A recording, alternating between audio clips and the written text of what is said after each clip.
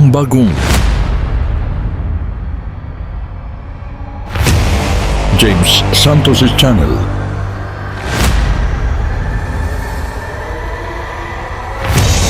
Bagong tema, bagong boses, may komentaryo.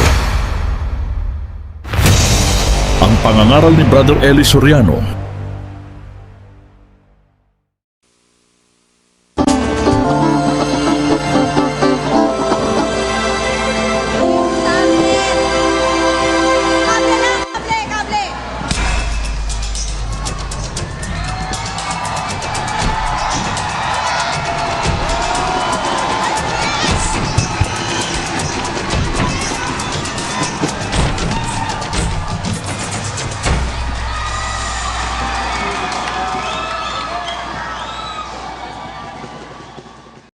Ang mapapanood ninyo ay ang itanong mo kay Soriano, Biblia ang sasagot.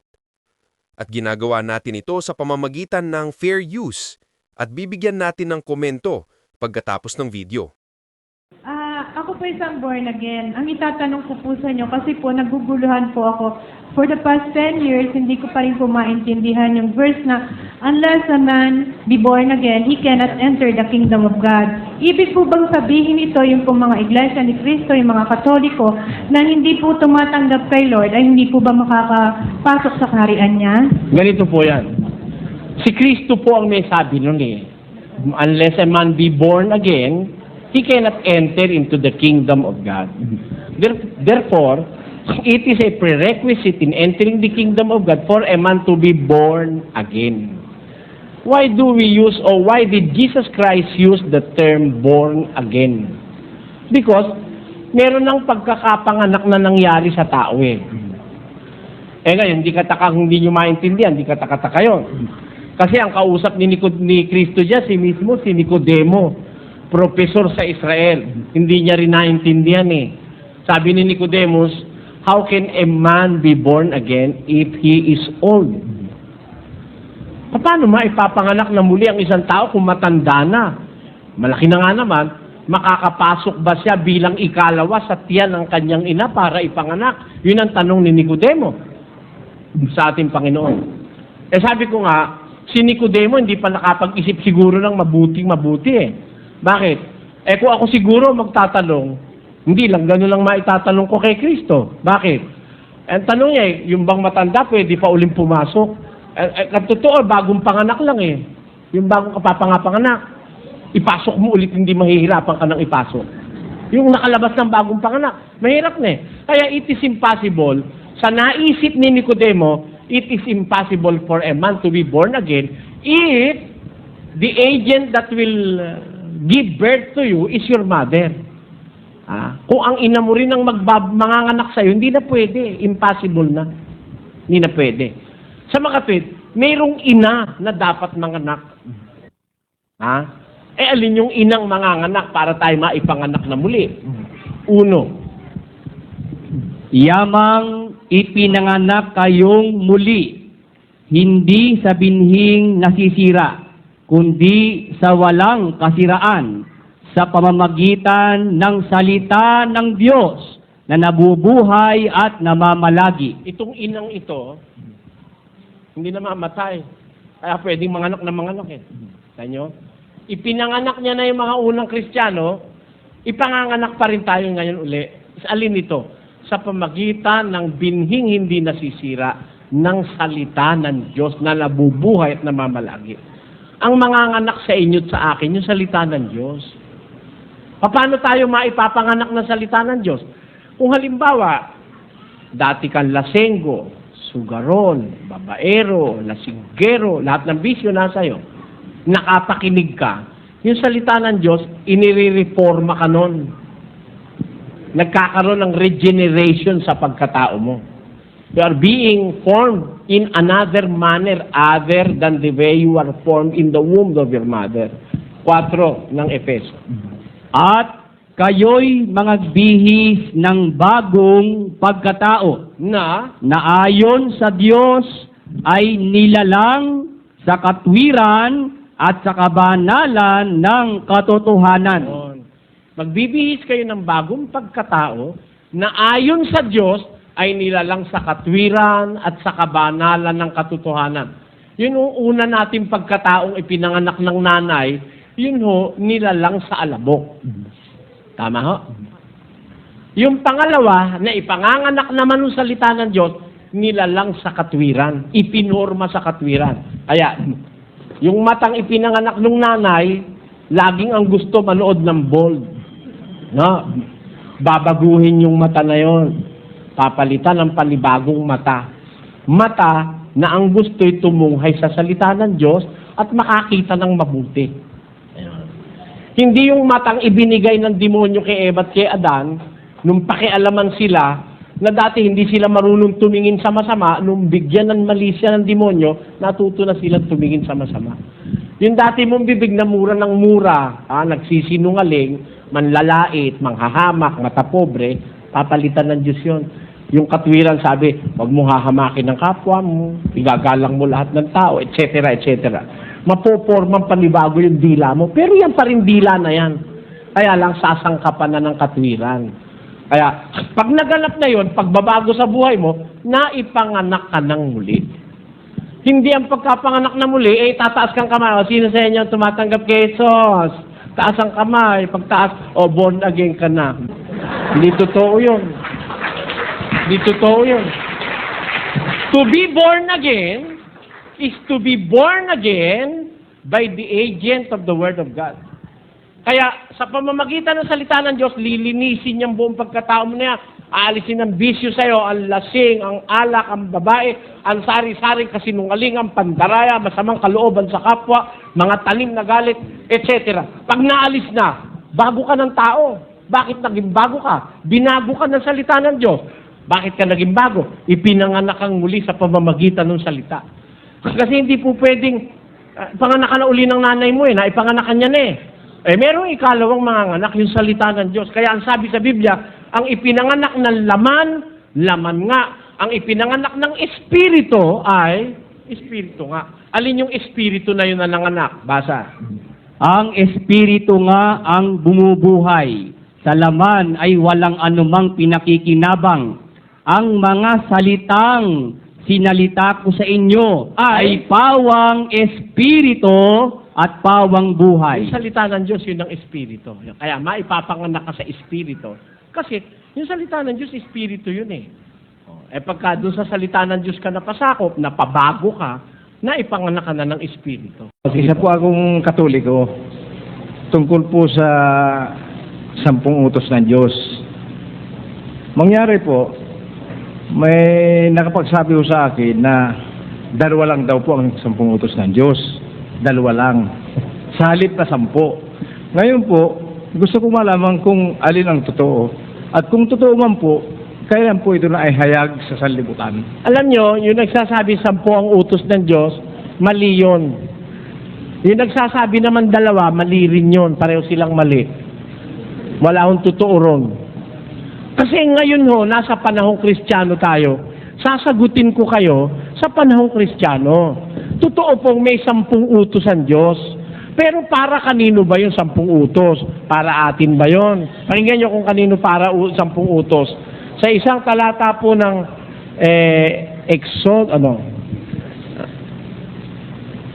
ipinahayag niya sa inyong kanyang 4:13 ng Deuteronomio. Pakinggan nyo. At kanyang ipinahayag sa inyo ang kanyang tipan. Sino ang kausap niya na sa inyo? Pakipunta mo nga sa 5:1. Pakinggan niyo kung sino. At tinawag ni Moises ang buong Israel. Ayan. Ang Israel po ang kausap dito.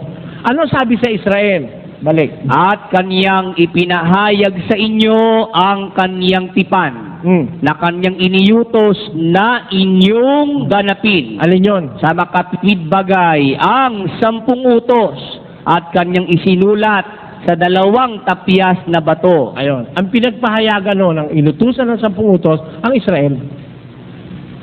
Sa kanila sinabi yan. Ngayon yung 10, yun ang wikay nahuhulog sa 2. Ang outline, if you are to pagka yun isi-shortcut mo, nahulog yun sa dalawa. Pag-ibig sa Diyos at saka pag-ibig sa kapwa. Yan ho ang batas sa Israel. Pero, sa panahong Kristiyano, lalo na sa ating mga Hintil, hindi yung 10 utos. Tayo nyo ha? Pakita ko sa inyo. Sa 10 utos ba may binyag? Wala ano ho? Wala. Basahin nyo 10 utos, walang binyag. Una, ako ang Panginoon mong Diyos na naglabas sa'yo sa Ehipto, huwag kang magkakaroon ng ibang Diyos sa harap ko. Yun ang una. Kalawa, huwag kang gagawa para sa'yo ng larawang inanyuan. Huwag kang luluhod sa kanila. Yun ang ikalawa. Ikatlo, huwag mong babanggitin ang pangalan ng Panginoon mong Diyos sa walang kabuluhan.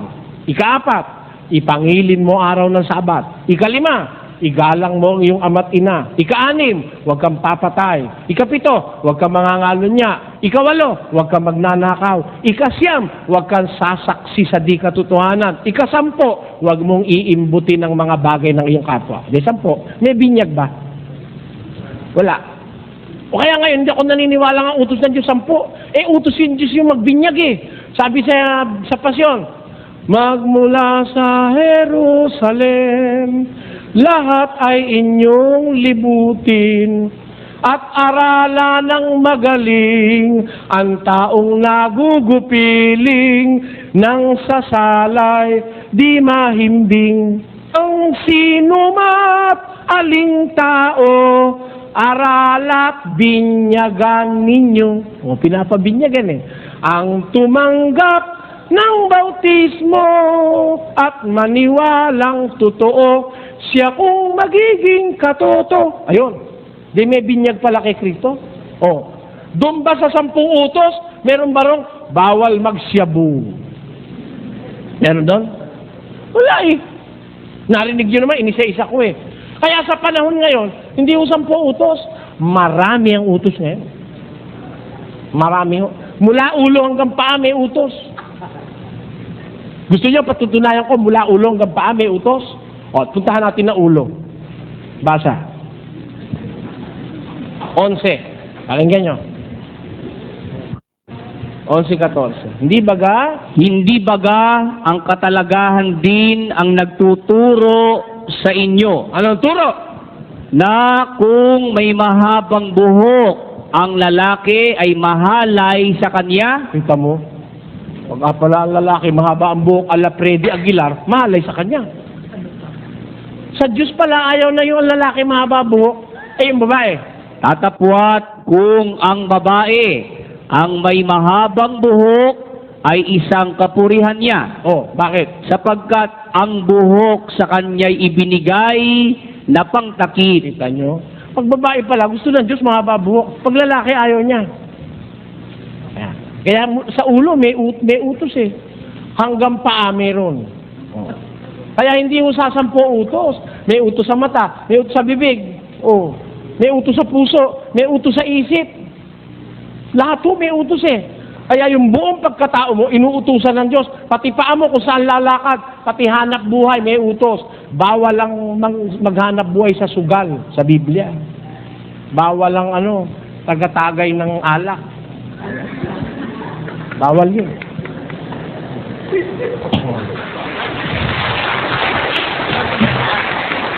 Kaya kung tatanungin niyo ako ilan ang utos sa panahon natin, ang dami ang dami.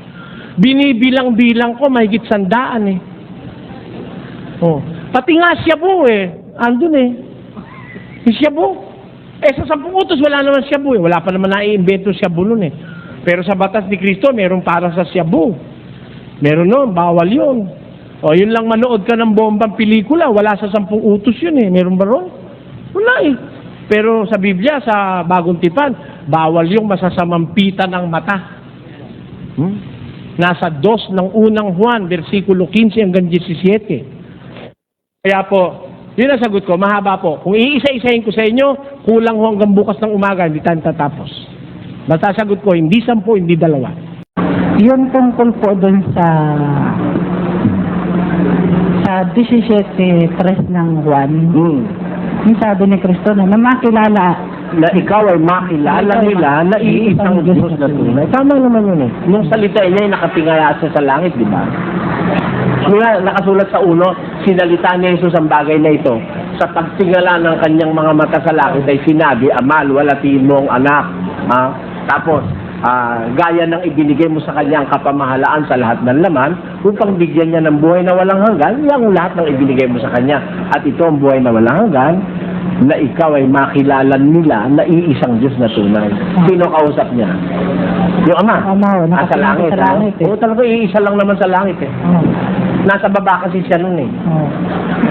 Ang tanong ko po, bakit nung nangaral si Kristo dito sa lupa, hindi niya naituro na siya ay Diyos? Eh, hindi naman yun ang mission niya, iho eh. Ang mission niya, ipakikilala niya yung Ama, hindi yung sarili niya. Sapagkat kung ako'y magpapatotoo sa aking sarili, ang aking patotoo hindi katotohanan. May ibang magpapatotoo sa akin, sabi niya. Kaya ang mission niya ipakilala yung Ama. Ngayon, yung Ama, siya naman ang ipakikilala. Ay ano pakilala sa kanya ng Ama? Hebreo 1:8. Ngunit tungkol sa anak ay sinabi, O, sabi nung Ama sa anak, ang iyong luklukan, O Diyos, ay magpakailanman. sabi nung Ama, yung anak niya, Diyos eh. Kasi hindi, kung ikaw halimbawa sugo, ano ba ang gawain ng sugo? Ang sabi, ang nagsasalita sa ganang kanyang sarili, humahanap ng kanyang sariling kalwalatian. Na dapat ang humahanap ng kalwalatian niya kung sa kanya'y nagsugo, ang gayon ay totoo. So makatid, pag sugo ka, hindi yung sarili mo ipapakilala mo, kundi yung nagsugo sa'yo. Kaya tamang ipakilala ni Kristo, yung Ama, ang Diyos na iisa. Pero, nung pumanik na siya sa langit, eto naman yung mga alagad, ipinakilala naman siya na siya'y Diyos. O tutol ka ba ron? Pakinggan mo, nung sabihin ni San Pablo, kay Pedro muna, mas nauna si Pedro eh. Si Simon Pedro, Oo.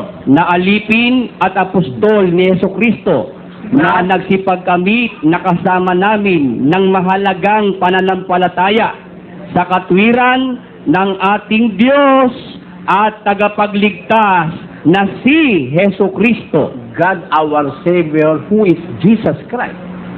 Niliwanag eh, ng Diyos at ng ating Diyos at tagapagligtas na si Jesucristo. Conclusive yun eh. Diyos at tagapagligtas na si Jesucristo. Si Pablo ano sabi? Na hintayin yaong mapalad na pag-asa at ang pagpapakita ng kaluwalhatian ng ating dakilang Diyos at tagapagligtas na si Jesucristo. Liwanag si Kristo yun eh. Dakilang Diyos at tagapagligtas. Kaya, nung nasa langit na siya, ipinakilala naman siya ng mga apostol na siya Diyos. At di naman katakatakal sabihin siya Diyos. Anak ng Diyos ba naman? Sasabihin mo, tao. Anak ng Diyos yun eh. Siyempre, Diyos ang may anak. Diyos ang anak. Tao ang may anak. Tao ang anak. Di ba? Anak ng kalabaw, kalabaw. Anak ng kambing, kambing. Di ba? Kalagayan ang tinutukoy doon. Eh kayo, kung bigyan kayo ng argumento ng liligaw kayo, bakit pagkabay ka anak ng presidente, presidente na? Eh, hindi naman kalagayan yung presidente tungkulin. Di ba? Ang kalagayan, tao, anghel, Diyos. Yung anak ng Diyos, Diyos. Yung anak ng Espiritu, Espiritu. Yung anak ng tao, tao. Pero presidente, hindi naman nanganganak yung presidente. Hindi naman kalagayan yun eh. Ang filosofya sa inyo, bakit pagkabay ka anak ka ng presidente, presidente ka na, bakit kung hindi, halimbawa, anak ako ng hari, hindi ba ako pwedeng maghari? Hina naman ng ama kung pag hindi niya ako nagawang hari. Ganun lang yun. Kung pipilosofyahin. Kasi ang gusto nila ganito eh. Si Pedro ay lumalangoy. Ang isda ay lumalangoy. Si Pedro ay lumalangoy, kaya si Pedro ay isda. Yun ang kanilang pinusupye. Para man pagka lumangoy ka, isda ka na. Di ba? Di ba? Ang kanilang paniniwala, si Kristo raw, kaya tao, dahil daw, ang Diyos ang Diyos iisa lang daw ang Diyos. Ang Ama lang. At yung Diyos na yung Espiritu. Kaya yung Diyos, yung Espiritu, Si Kristo raw hindi Diyos dahil may laman at saka may buto. Yun ang kanilang argumento eh. Maling argumento yung ginagawa sa inyo ng... Alam mo mga pastor nyo, ang natutunan sa Biblia yung ibabaw. Yung ilalim din nila nakuha. Miro mo, si Kristo raw, nag-umpisa nung ipanganak ni Maria.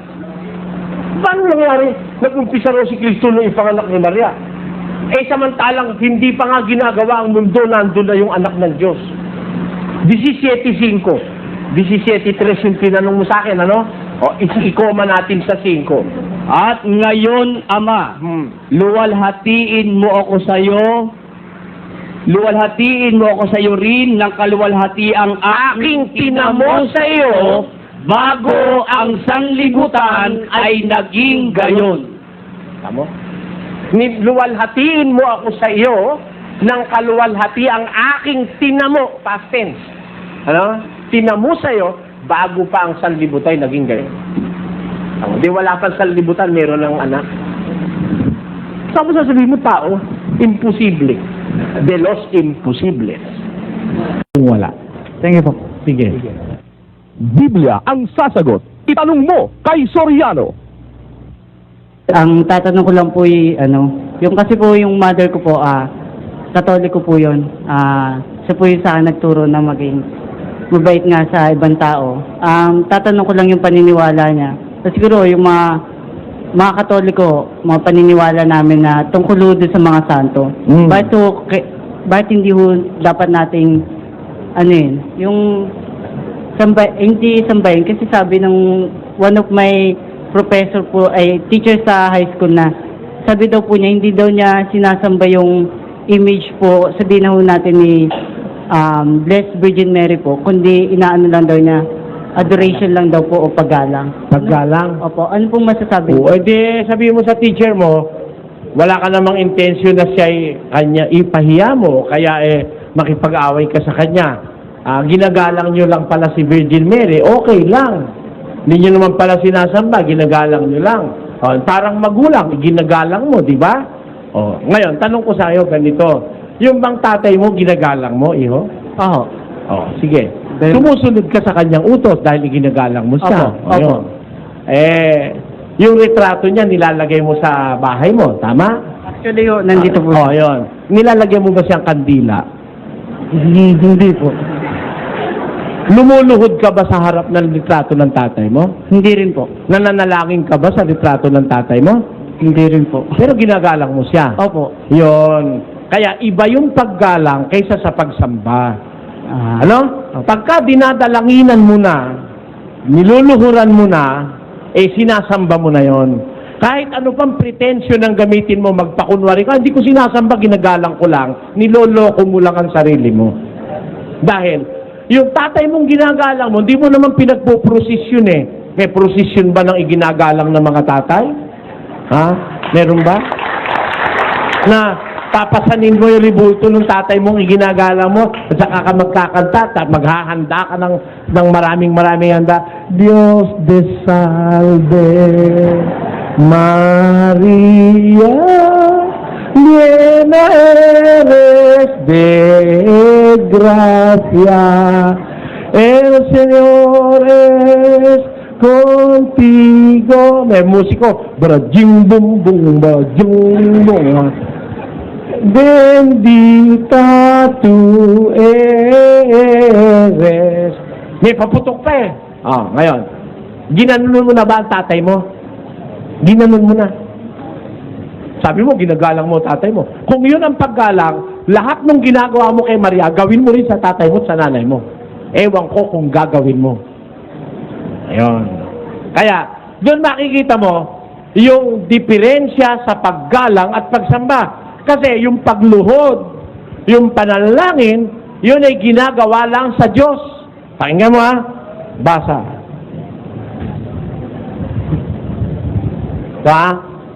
Bagay, malapit na naman ang mahal na araw kaya uumpisahan ko na, benamano ko sa Marikina. Eto,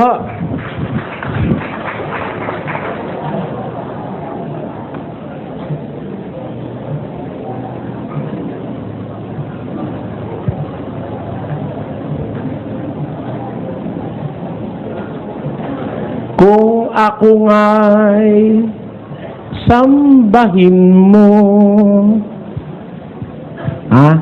Ang sabi ng Diablo, ang kinakausap niya si Jesus, tinutokso niya si Jesus. Ang sabi ng Diablo, kung ako nga'y sambahin mo at lumuhod sa harap ko, hindi sasalang totoo, ibibigay ko sa iyo mga kayamanan dito. Tanya, ang sabi ng demonyo, pagluluhuran mo ako at sasambahin mo ako, ibibigay ko sa iyo ang kayamanan dito sa mundo. Nung tinutokso ng demonyo si Jesus. Therefore, yung pagsamba, kasinonimo ng pagluhod. Meron ba tayong patotoo sa Biblia na pag niluluhuran mo, istanta mo, na sinasamba mo? 95 ng awit, versikulo 6. Pakinggan niyo. O magsiparito kayo, tayo'y magsisamba at magsiyukod. Tayo'y magsiluhod sa harap ng Panginoon na may lalang sa atin. Hali kayo, tayo'y magsisamba, tayo'y magsiluhod sa harap ng Diyos na may lalang sa atin. Kaya alam nyo, si San Pedro, nung lumuhod, si Cornelio, pinabangon niya. Si Pablo, nung luhuran siya at sambahin ng mga tao, pinabangon niya yung mga tao. Nagalit siya sa mga tao. Pati yung anghel, nung lumuhod at sumamba sa kanya si Juan, pinabangon siya, pinatayo siya ng anghel. Basahin natin isa-isa. Basa. At nangyari na pagpasok ni Pedro ay sinalubong siya ni Cornelio at nagpatira pa sa kanyang paanan at siya'y sinamba. Anong sabi ni Pedro kay Cornelio? Tatapwat, itinindig siya ni Pedro na sinasabi, magtindig ka, Ako man ay tao rin. Kita mo, ni ayaw siyang paluhurin eh. Lumuhod si Cornelio, nagpatira pa sa harapan ni Pedro, itinindig siya ni Pedro, tindig kapatid, tao rin ako. Nakakita ko ng ministro ngayon eh. Ministro dala mo ba yung pasugo?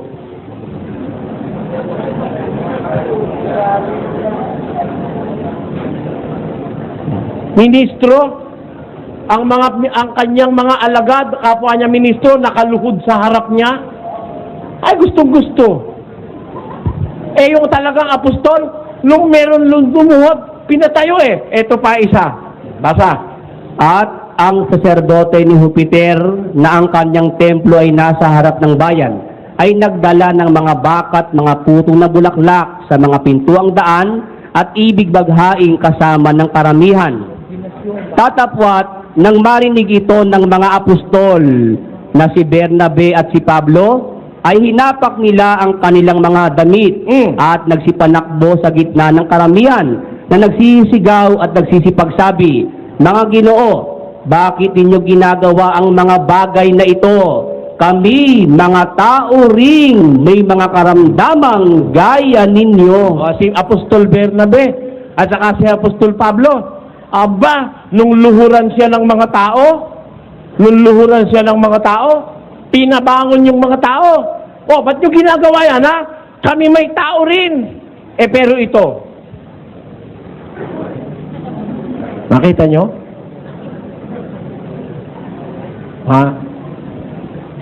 Nakita nyo? Niluhuran siya, like na like niya di ba? Nakaluhod Luhod ka. Tapos pinatungan ng kamay. Ayan na ebidensya. Kaya ako, hindi ako nanloloko ng kapwa. Pag nasalita ako, may ebidensya. Alam nyo, meron pa akong alam na isa, niluluhuran din. Gusto nyo? Huwag kayo magagalit. Ito, si Mr. Manalo, niluluhuran ng kanyang mga ministro. Si Pedro, ayaw pumayag na siya'y luhuran. Ako, meron pang isang alam, niluluhuran din siya. Gustong-gusto niya naman. Pakinggan niya, Ito po, babasahin ko. Lalong dakila ang sala. Pagka dakilang sala, malaking kasalanan. Sino may kasalanan ng dakilan sa alam? Nang tanang anak ni Eva. Ayun. Marami raw anak ni Eva, may kasalanan, malaki kasalanan. Ay, bakit malaki kasalanan? Kahit ano'y sinasamba, anaking idolatria, kahit ano'y sinasamba, pinaparang Diyos nila. Totoo naman yun, malaking kasalanan yun. Kahit ano na lang, pinaparang Diyos mo, sinasamba mo. Nakahingi ng kalendaryo sa Chinese store. Andun yung babaeng maganda, may daladalang anak na kaganon. Nilagay sa kwadro. Tapos nilagay ang bulaklak.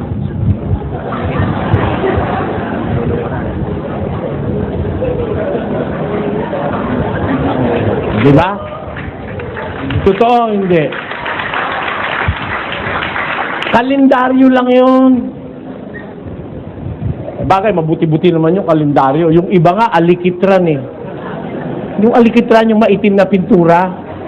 Ipipintura dun sa ano? Pipintura dun sa pinto. Ngayon, bago siya umalis, pagka medyo kinakabahan siya,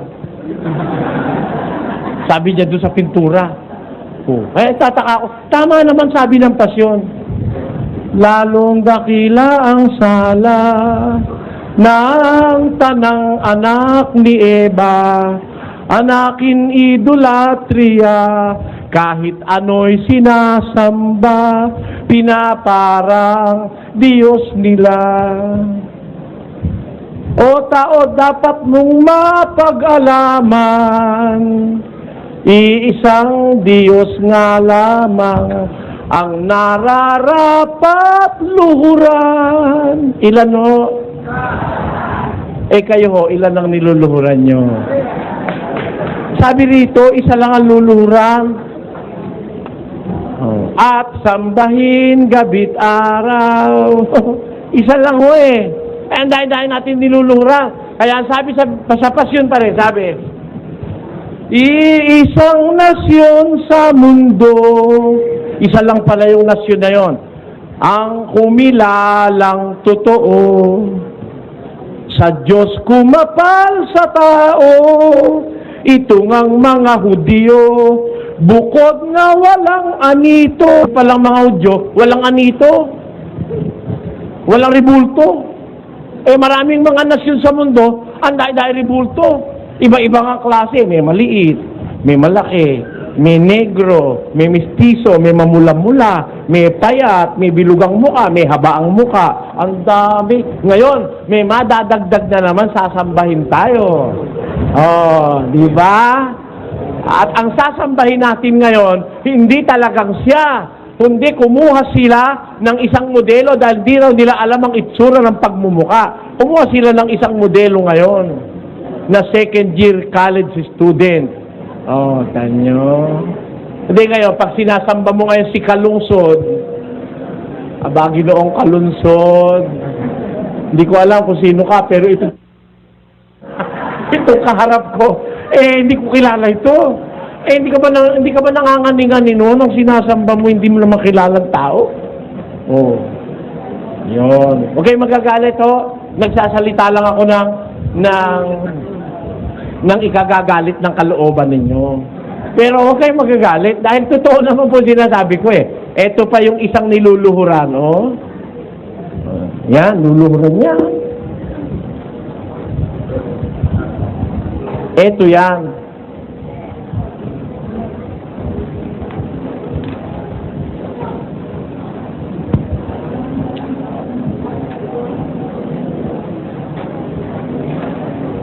Yan. Niluluhuran siya retinyo. Lahat ng kardinal, luluhod sa kanya.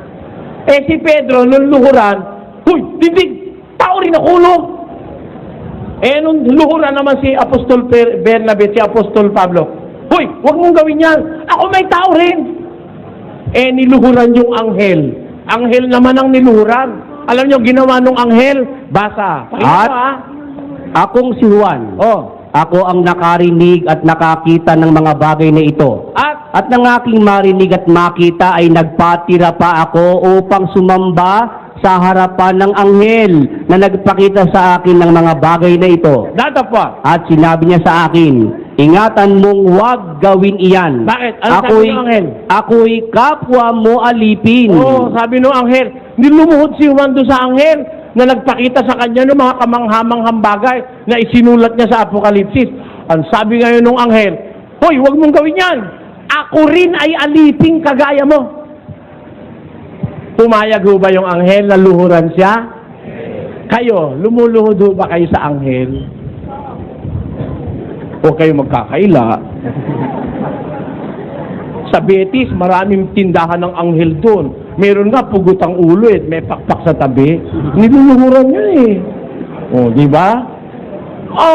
Tapos sasabihin, hindi raw sinasamba, ginagalang lang daw. Mali naman yata yun. Kung Biblia pag-uusapan natin, ang paggalang hindi para luhuran. Ang paggalang hindi para iprosesyon o kabitan ng kandila at lagyan ng bulaklak. Wala kang tatay na iginagalang na ipinosesyon mo at nilagyan mo ng kandila at nasunog tuloy yung bahay dahil nasanggi ng pusa yung kandila. Yun ang nangyari. Po ang aking pong katanungan, Brother Soriano, related po ito dun sa mga itinuro ninyo na aking napanood sa Channel 29, tungkol po sa Diyos, na sinasabi niyo na kahit napito ang Diyos, walang masama ro, lalong ka mo mabuti yung kung marami ang Diyos. Di po ba, tatandaan niyo yun? Ngayon po, sa ganang akin po, kung dadami po ang Diyos, lalabag na po ito sa kautusan ng Biblia. Na? Pagka dumami po ang Diyos. Wala naman ng utos ang Diyos sa Diyos Kaya nga po ang... Iwanagin ko, ang tao ho ang may utos. Pero sa kanyang sarili, wala siyang utos. Ganito po, Pwede siyang gumawa ng mas maraming Diyos kung gusto niya. Ganito po, sabi niyo po, kahit napitungan Diyos, ngayon po, nababasa ko po sa Juan 17:1 hanggang 5, na ini-insist doon ng Panginoong Jesucristo na makilala ka na isang tunay na Diyos at ako'y sinugo. Nino ho? Sabi po ng Panginoong Jesucristo na makilala ang Diyos na isang tunay na Diyos. Nino ang kikilala sa Diyos? Kikilalanin po natin. Ganito po ang kompletong detalye po noon. Babasahin po natin. Sabi niyo, ang sabi po ganito. Sabi na ito sinalita ni Jesus sa pagtingala ng kanyang ama, ang kanyang mga mata sa langit. Sinabi niya, Ama, luwalhatiin mo ang iyong anak para maluwalhati ka ng iyong anak. Sapagkat binigyan mo siya ng kapangyarihan sa sangkatauhan ng laman upang bigyan niya ng buhay na walang hanggan ng lahat na ibinigay mo sa kanya. At makilala kanya ang buhay na walang hanggan. Na ikaw ay makilala nila na isang Diyos tunay na tunay. At siyang iyong sinugo sa makasimbagay si Jesucristo. Tama po. Opo. Sino ho ang makakakilala na may iisang Diyos na tunay na Ama? Tayo po. Hindi ho. Makilala kanila, sabi ni Panginoon Lahat Jesucristo. nang ibinigay kay Kristo. Ayun nga po. Ayun o. Hindi mo natin basta pwede sa akinin at tayo yun. Unless otherwise we can prove. Pero majority po yun. Ay, hindi ho sa common majority paniwala, tatanggapin na natin. No? Marami ho nagkakamali. Ang paniwala nila, Kristiyano sila sa panahon ngayon. Ngayon, ang ibig ko po sabihin ganito, yung panalangin ni Jesus, panalangin sa Ama, ukol dun sa mga taong ibinigay ng Ama sa Kanya under His direct administration. Sa isang madaling salita, yun yung iglesia nung una, yung flock na sinasabi o yung kawan. Yun, kumikilala lang sa iisang Diyos na tunay. Pero, hindi tayo galit kung dumami ang Diyos. Ako bilang Kristiyano, alam ko kung dumami man ang Diyos, kung sinong kikilalanin ko. Pero you can't deny the fact na may iba pang Diyos bukod sa Ama. Ang katunayan, 7:1 ng Exodo. Pakinggan niyo. At sinabi ng Panginoon kay Moises, tingnan mo, ginawa kitang Diyos kay Faraon. Sino ang gumawang Diyos kay Moises? Yung Diyos. Pag ang Diyos pa ang gumawa, tututulan natin? Hindi. Si Moises pala ay Diyos. O di naniniwala ako si Moises, Diyos. Kaya kung makikita ko si Moises, igagalang ko rin siya. Kung hindi man siya iginalang ng Israel, igagalang ko si Moises. Sapagkat siya Diyos. Ginawa siyang Diyos kay Faraon. Di ba? Yung mga anghel, kinikilala rin Diyos noong una. Pero bilang Kristiyano, hindi ako luluhod sa kanila kahit sino pa sila. Dahil alam ko, may isa lang akong Diyos na dapat sambahin. Hindi ako pwedeng iligaw ng kahit na sino. You have to discern. Pero wag nating itago yung katotohanan, may maraming mga Diyos at may maraming mga Panginoon, sabi ng Biblia. Pero bilang Kristiyano, magkakaintindihan tayong dalawa, yun lang ang Diyos na... Tama po yun. Kasi po, nabasa ko rin po ito sa Isaias 46:8 hanggang 10. Kayong mga mapagsalansang, sabi niya, tandaan ninyo ang mga dati ng bagay. Ako ang inyong Panginoong Diyos. Maliban sa akin ay wala akong katulad. Ayun. Yung salita na yun, kumbaga sa panahon natin, expired na yon. Sabihin niyo sa akin kung bakit. Dahil po ba sa bagong tipan? Hindi, ganito ho kasi ang sabi ng Diyos, dapat niyong malaman, sabi niya sa Israel kasi yun. Hindi naman sa ating sinabing Kristiyano, sabi niya sa Israel, niyong malaman na ako ang Panginoon, liban sa akin wala nang iba. Tama yun sa Israel. Wala naman sila ibang Panginoon eh. Pero pagdating sa Kristiyano, dalawa Panginoon natin. Di ba? Di ba? Sabi sa 2:36 ng Gawa, pakinggan yun. Baka talagsasin nga ng buong angkan ni Israel Na ano? na ginawa ng Diyos na Panginoon at Kristo itong si Jesus na inyong ipinako sa krus. Si Jesus ay ginawang Panginoon. Kung ginawa niyang Panginoon para sa atin, kikilala kang Panginoon si Jesus. Panginoon din yung Ama sa Langit, ilan na? Hindi talaga. Kaya hindi i-apply sa atin yung salita sa matandang tipan na ukol sa Israel na sabi sa Israel, ako ang Panginoon at wala ng iba. Tama yun sa kanila. Pero sa atin, gumawa siya ng isa pang Panginoon, may matigas ang ulo natin pag ayaw natin tanggapin yung ginawa ng isa pang Panginoon. Di po ba ang Panginoon at Diyos ay magkaiba? Ano pa? Ang Panginoon po, salitang Panginoon at salitang Diyos ay magkaiba. Meron ng similarity, may pagkakaiba. Yun nga po ang akin din Pero pangunawa. meron ng similarity. Minsan, yung Panginoon means God. Yung salitang Lord means God. Pero it means something else sa ibang mga palatahayag. Pero hindi laging magkapareho, hindi naman laging magkaiba. Kasi kagaya po doon sa 92 ng awit. Pakinggan nyo. Bago nalabas ang mga bundok, Oo. o bago mo nilikha ang lupa at ang sanlibutan, Oo. mula nga ng walang pasimula hanggang sa walang hanggan, ikaw ang Diyos. Sino yan? Uno. Panginoon, ikaw ay naging tahanan dako namin. Tingnan mo, tinatawag, yung Diyos na yun na lumikha ng lahat, tinatawag ni Moises na Panginoon. Kaya, doon sa talata na yun, 92.1, yung Diyos doon ay Panginoon at yung Panginoon doon ay Diyos. Pero merong mga talata na yung Panginoon ay hindi Diyos. Kagaya nito, sa 7 ng Apokalipsis. Versikulo, ang mga ito na nararamtan. At sinabi ko sa kanya, at sumagot ang isa sa matatanda na nagsasabi sa akin. Isa sa matatanda, there are 24 elders sa langit, ano?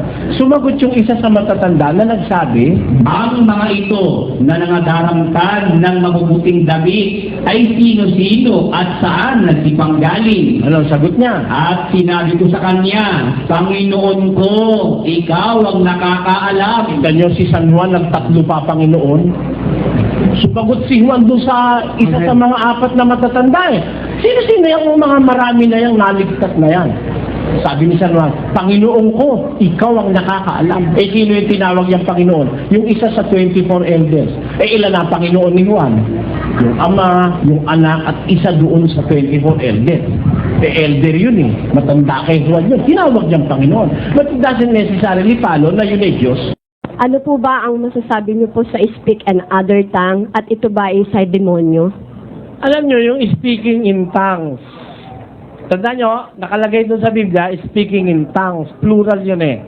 Yun ay kaloob ng Espiritu Santo nung unang iglesia na para maging palatandaan at maging kasangkapan para yung mga taong nakikinig na hindi naman marunong nung salita ng mga apostol, makaunawa.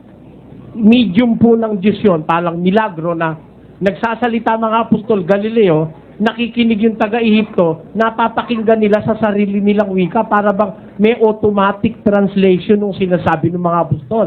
And that is by the power of the Holy Spirit. Pakinggan nyo sa gawa ng mga apostol. At silang lahat ay nangagtaka at nagsipanggilalas. Bakit? Na nagsasabi, narito, hindi baga mga Galileyong lahat ang mga nagsisipagsalitang ito? At bakit nga naririnig ng bawat isa sa atin ang ating sariling wikang kinamulatan? Tayo ngang mga Parto, mga Medo, mga Elamita, at ang nananahan sa Mesopotamia, sa Judea at sa Cappadocia. Ang daing mga nationalities doon nagkakatipo noon, nung dumating ang Espiritu Santo sa mga apostol na parang dilang apoy, nagsalita sila ng wika, meaning, yung sinasabi nila, automatically, pag nakarating sa pakinig nung nakikinig, taga Mesopotamia, taga Persia, taga kung saan mga lahi na iba-iba ang salita, naririnig nila sa kanilang sariling salita mismo. Yun po ang sinasabi speaking in tongues sa Biblia. Meron diversities of tongue na sinasabi, meaning, iba-ibang wika ang naririnig sa mga apostol. Eh, yun ang mga pastor ngayon, wala namang iba-ibang wika ang marinig kay. English nga lang, baluktot pa eh. O, di ba? Kaya panluloko lang sa kapwa yan ngayon eh. At yung sinasabi nila, wala naman nakakaintindi. Sa Biblia po, pag wala rin lang makakaintindi, tumahimik ka na lang. 14:27. Kung nagsasalita ang sino man ng wika, maging dalawa o huwag higit sa tatlo at sunod-sunod, at ang isa'y magpaliwanag. Datapwat kung walang tagapagpaliwanag ay tumahimik siya sa iglesia. Kung wala namang magpapaliwanag doon sa binibigkas mo, tumahimik ka na lang. Eh ngayon wala namang makakaintindi, nagdadadal, tanungin mo kung ano sinabi niya, wala. Nagpapahanga lang kasi yung mga yun eh. Kunyari, they are in disguise na sila may kasamang espiritu. Eh hindi naman ako tutol, may espiritu nga sila. Kaya lang sa demonyo ho yun. Po.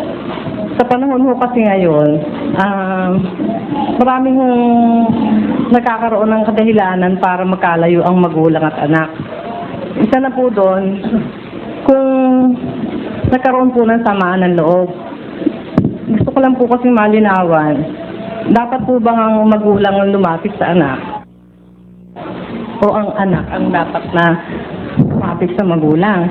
Kung magulang po ang mag-a-approach sa anak, hindi po ba kung may pagkakamali sila, hindi po ba parang kinukonsinti natin sila? Sasagutin ko na po ba? Opo. Ganito po, ang magulang pareho ng Diyos. Eh, tayo pong mga tao nagkamali, pero ang Diyos pa unang lumapit sa atin eh. Opo. Hindi po ba? Therefore, yung pangunguna ng magulang para ang anak ay ma-save. It's a divine virtue. Nakasulat po yan sa unang Juan. Sabi po ni Juan, siya ang unang umibig sa atin.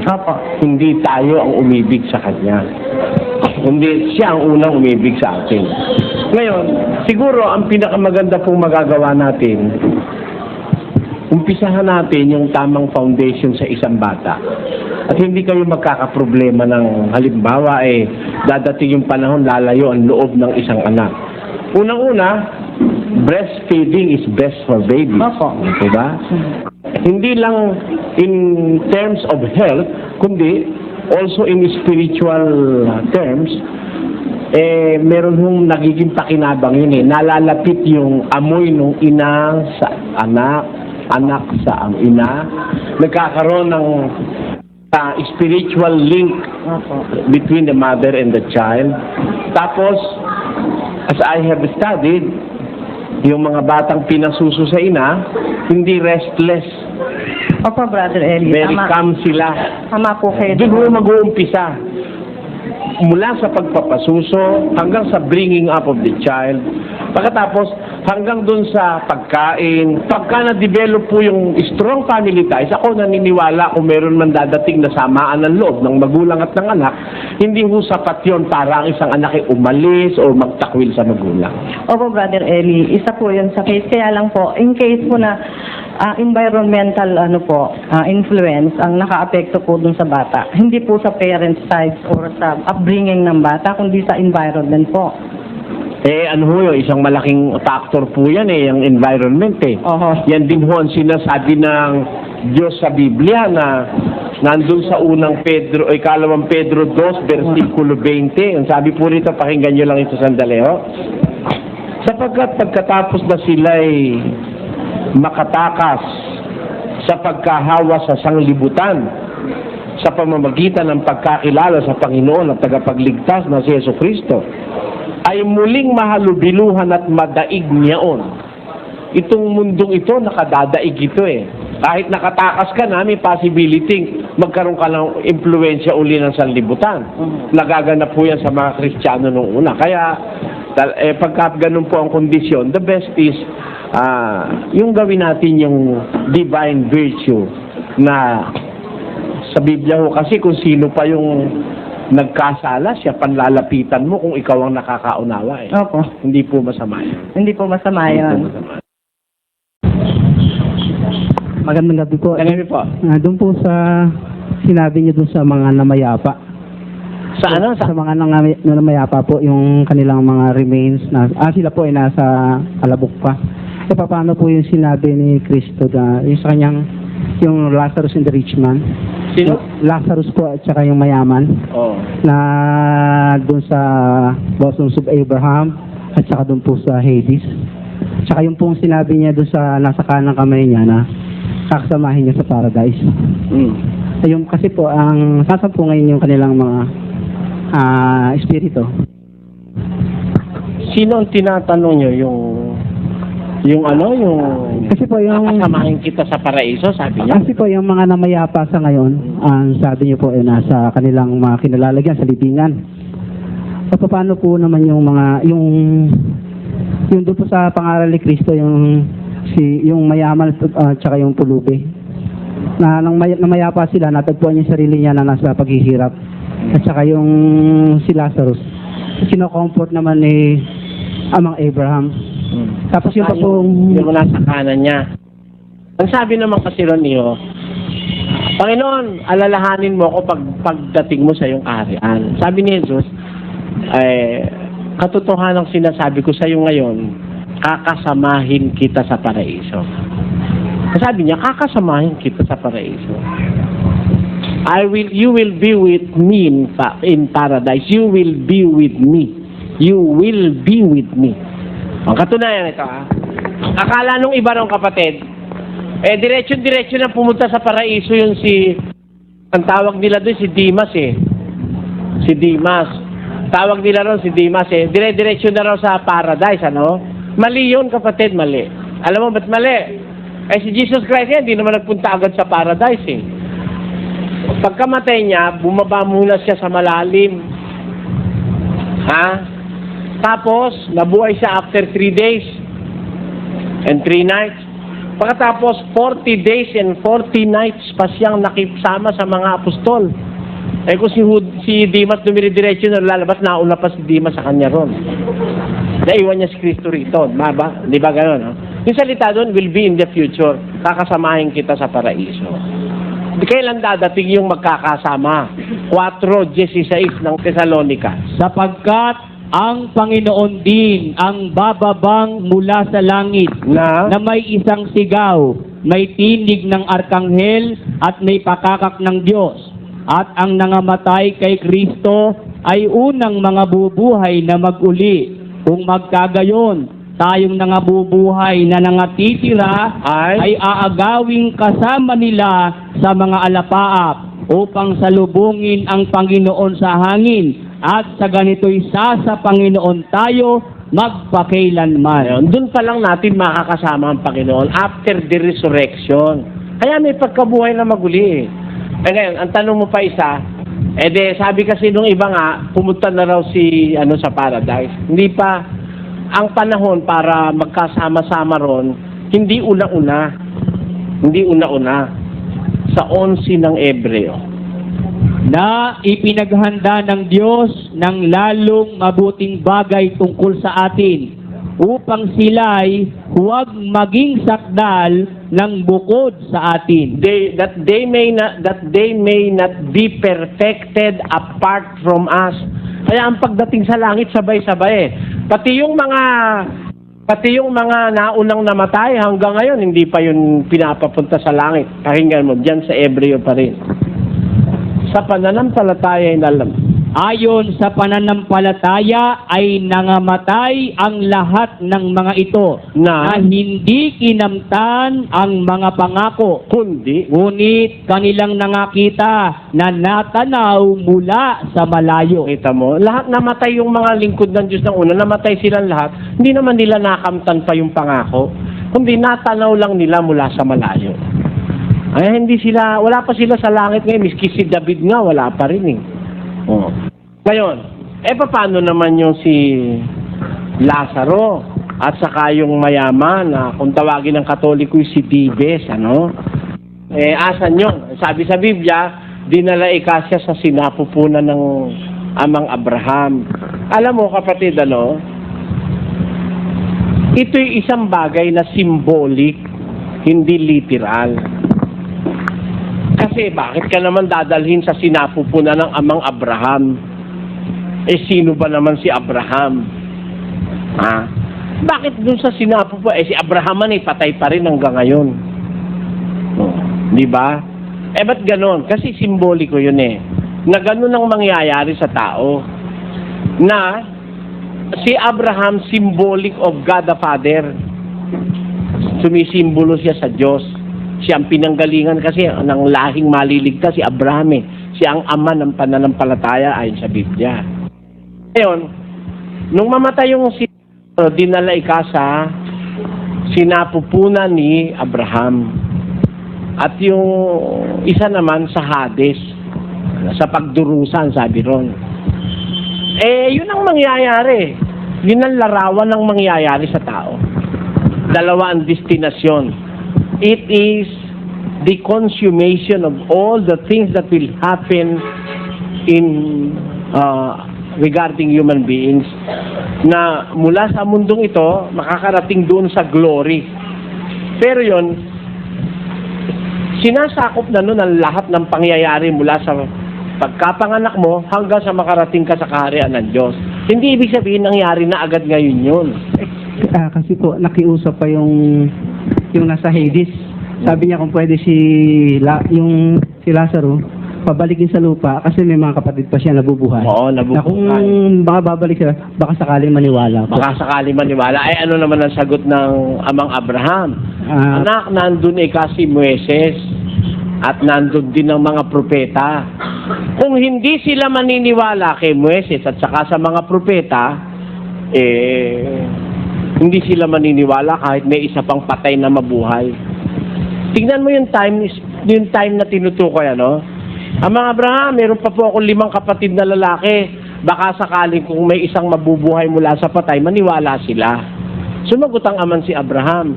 Nandun si Moises at ang mga propeta. Kailan yun? Therefore, hindi pa time ni Kristo yun. Panahon pa ng mga propeta at saka ni Moises. Pag hindi sila nakinig kay Moises sa mga propeta, kahit mabuhay pa isa sa patay, hindi sila makikinig.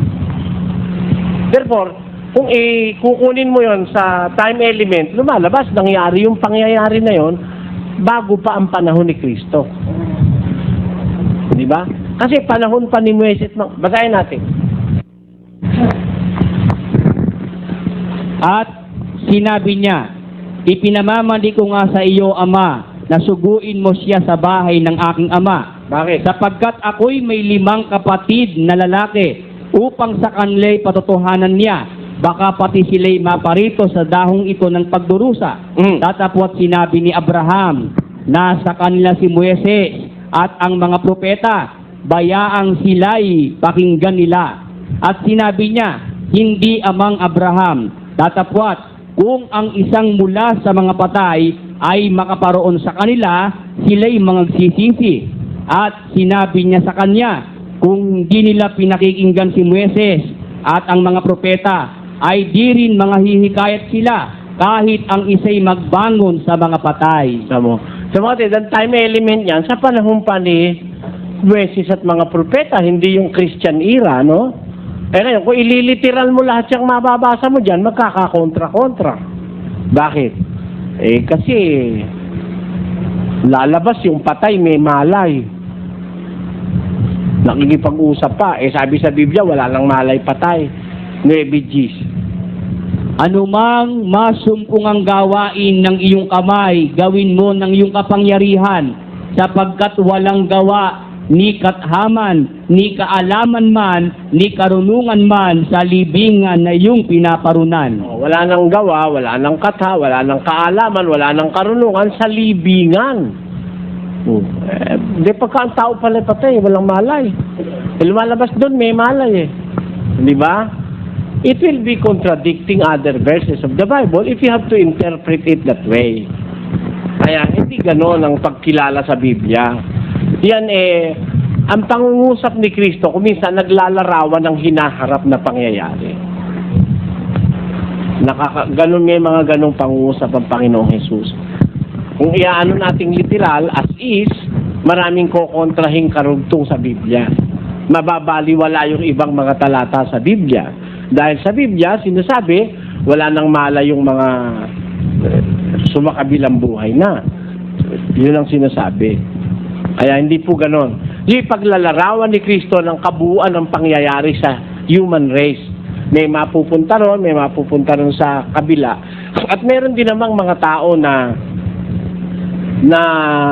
sinasabing yung kanyang pagkatwiranan kay humihingi sila ng awa. Pinatunayan na ni Kristo yun eh. Kahit isa ay mabuhay sa patay, hindi rin maniniwala. Si Kristo nga nabuhay na sa patay, ayaw pa maniwala eh. Nabuhay na siya sa mga patay, ayaw pa rin siya paniwalaan. Nagkatotoo yung sinabi niya. Lahat po ba ng tao na kahit hindi po Kristiyano magkakamit ng salvation? Kasi alam po natin na maraming hindi Kristiyano ang nabubuhay ng payak na pamumuhay, mababait sila. May mga Muslim na hindi sila naniniwala kay Kristo na anak siya ng Diyos, pero may mabuti silang mamuhay. Doon sa particular na sinabi mo, sasabat ako, no? Kamo Muslim na hindi sila naniniwala kay Kristo, no? May hatol na ang Biblia doon eh. 3:17 ng Juan. Sapagkat hindi sinugo ng Diyos ang anak sa sanglibutan upang hatulan ang sanglibutan, kundi upang ang sanglibutan ay maligtas sa pamamagitan niya. Tuloy. Ang sumasampalataya sa Kanya ay hindi hinahatulan. Ang hindi sumasampalataya ay hinatulan na. Ayun. Doon sa particular ngayon, pag ayaw mong kilalanin si Kristo, asa ilalim ka na ng hatol. Pag ayaw mong kilalanin si Kristo. Ano? Ngayon, sa tanong mo, meron naman mga iba-ibang tao sa mundo na namumuhay ng payak na pamuhay, mga simpleng pamuhay. May mga ateista rin, may mababait. Mga hindi alam, walang kilalang Kristo, hindi nila alam. Kasi iba yung ayaw kumilala kay Kristo kaysa dun sa hindi nakakilala kay Kristo. Meron kasi hindi man lang nila nabalitaan si Kristo eh. Kagaya sa Pilipinas, nung panahong nakakaraan, wala man lang silang alam tungkol kay Kristo. Ano na ang kapalaran nila, no? Yun ang sinasabi sa Roma 2:16. Umpisa mo sa 11. Sapagkat ang Diyos ay hindi nagtatangi ng mga tao. Sapagkat ang lahat ng nangagkasala ng walang kautusan ay mga papahamak din naman ng walang kautusan. At ang lahat na nangagkasala sa ilalim ng kautusan ay sa kautusan din sila hahatulan. Sapagkat hindi ang mga tagapakinig ng kautusan ang siyang mga ganap sa harapan ng Diyos, kundi ang nangagsisitalima sa kautusan ay aariing mga ganap. Sapagkat kung ang mga hentil na walang kautusan sa katutubo ay nagsisigawa ng mga bagay ng kautusan, ang mga ito na walang kautusan ay siyang kautusan sa kanilang sarili na nangagtatanyag ng gawa ng kautusang nasusulat sa kanilang puso na pinatotohanan nito pati ng kanilang budhi. Ayun. Kasi yung wala ikang kautusan sa katutubo, yung mga nasa bundok, walang alam sa Biblia, walang kilalang Diyos. Kung sila naman gumagawa ng kanilang gawain ng bagay ng kautusan, kahit wala silang kautusan, ito ang kautusan sa kanilang sarili. Kaya ganito yun eh. May budhi ang tao eh. Meron tayong konsyensya, yung sinasabing konsyensya, budhi. Kahit wala kang alam sa Diyos, alam mo yung masama at mabuti eh. Meron kang pakiramdam na mabuti at may pakiramdam na masama. Parang yung aso. Yung aso, wala namang alam na aral yun. Pero pag pinakain mo yun, alam niya yung gumanti ng utang na loob, yung aso. Pagdating mo, kumakawag ang buntot nun, didila-dilaan ka. Diba? Yung inahing manok, marunong ng mabuti yun. Yung kanyang mga sisiw, kinakandili niya, pakialaman mo, pupupuging ka. Manok man may alam na mabuti, tao pa kaya walang alam mabuti. Kahit wala ka narinig na kautusan, kung gumagawa ka naman ng mabuti, hahatulang ka ayon doon sa ginawa mo. Ganun ang Diyos. Kasi yung paghatol, yun rendering of judgment eh. Ang Diyos justisya eh.